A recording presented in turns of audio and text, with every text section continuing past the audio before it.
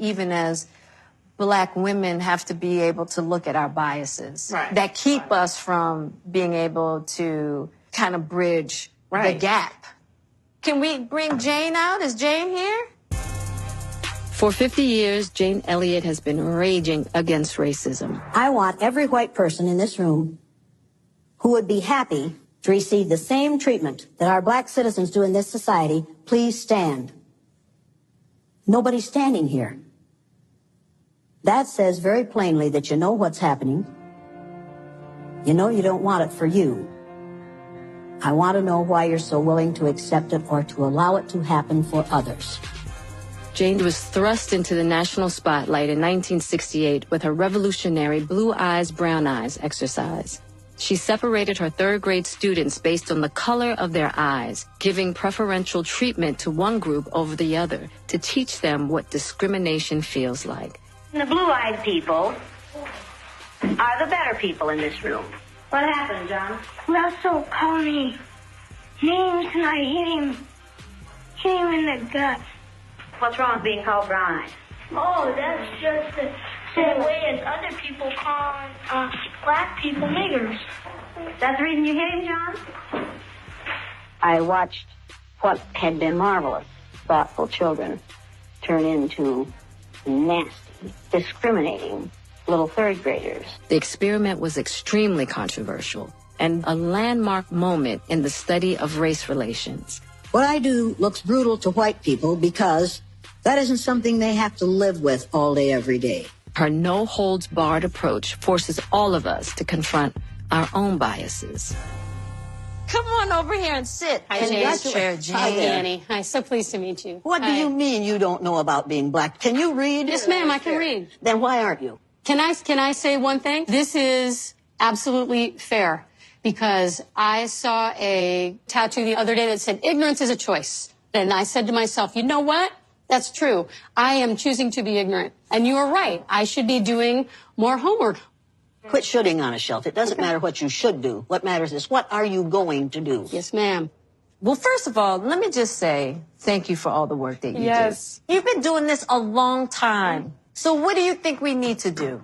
We need to stop believing the myth. In this country, what we call education is actually indoctrination. And it takes us from the ages of 5 to the age of 18 to thoroughly indoctrinate people so that they will believe in the myth of white superiority. And it is a myth. Right. Now, you can't do that while you're teaching that Columbus discovered America. Right. There were Black people on this continent 4,000 years before Columbus was born. Right. We teach Black history in the schools as if it started with slavery. I'm not a white woman. I'm a faded Black person. My people move far from the equator. And that's the only reason my skin is lighter. That's all any white person is. Because our great, hey. Because there's no such thing as race. No, there's no such thing as race. There's one race. There's one race, the human race. And then you all came from the same Black women 300,000 to 500,000 years ago. The human race began with Black women. My cousins, and you are all my cousins. Make no mistake about this. We are all 30th to 50th cousins because we all have the same Black great-great-great-great-great-great-grandmother back there 300,000 to 500,000 years ago. So get over the idea that you are white. There's one race. Yeah. The human race. The human race. One race. Now, will every person in this group who's biracial please stand? Biracial. Oh, I told you there's only one race. Damn it, you got me. And you too. How dare you? Didn't you listen to anything I said? We were listening. It just takes a minute, Jane. Let me ask you this. How long do you think the idea of race has been around? Since the beginning of the time? That's just what I thought you were going to say. And you are just as wrong as you can be. I was going to say since around the 1400s. Right. It started with The Spanish Inquisition. Before that, race was not a problem, but they found out that they were killing people who were of their religious belief, but they couldn't tell what their religion was by looking at them. So they had to find another way to identify those they were going to kill, so they set upon skin color. We have also been indoctrinated with the myth of white superiority. We've got pictures of the baby Jesus who looks like the little Pillsbury Doughboy. He didn't look like the Pillsbury Doughboy. That's true. And it says in the Bible that Jesus had kinky woolly hair and feet of bronze. Yep. Here's what you can do. You can educate yourself. The schools won't do it. They won't. They don't want you to know the truth. They can't afford to have blacks know the truth. But what you have to realize is, within 30 years, white people will have become a numerical minority in the United States of America. Now, blacks and people of other color groups have got to stop playing defense and start playing offense.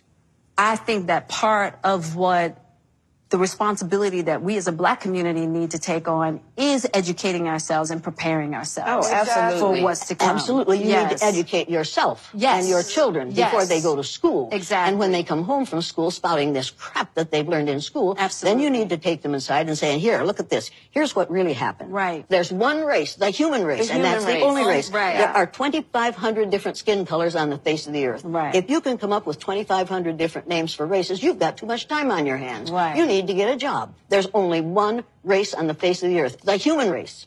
Got it.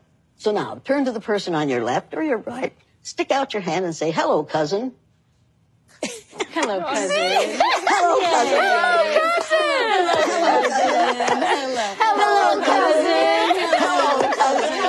Hello. That feels better. Well, sure it does. It feels better. Do you feel any different after hearing Jane? Right now? Yes. No. I got so much work to do. Yeah. The change was already happening in my mind, but now I've got to change it in how I live. Exactly. But see, you're more conscious of what your work is. Yeah. Yeah. I got some adjustments to make, which is good. Like my messaging is going to change tremendously because of this conversation in regards to we're all one human race. Human race. I mean, that's powerful. Great. The human race. The human race. One race. One race. That's the cure. That's the cure. There it is. Yes. Oh, so enlightening. This was amazing. Thank you, Jane. All right. Have we learned anything? I learned a whole hell of a lot. I had a reading list, too. I had a lot of homework.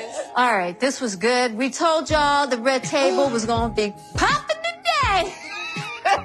We ain't lied about it. That's a wrap. On our next Red Table Talk, my mother had a very violent relationship with my father. He started hitting me, and he was in a rage. And I ran across the street to the neighbor. This is a family portrait, isn't it? Yes. Family portrait, folks. Here we are. Hey, hey.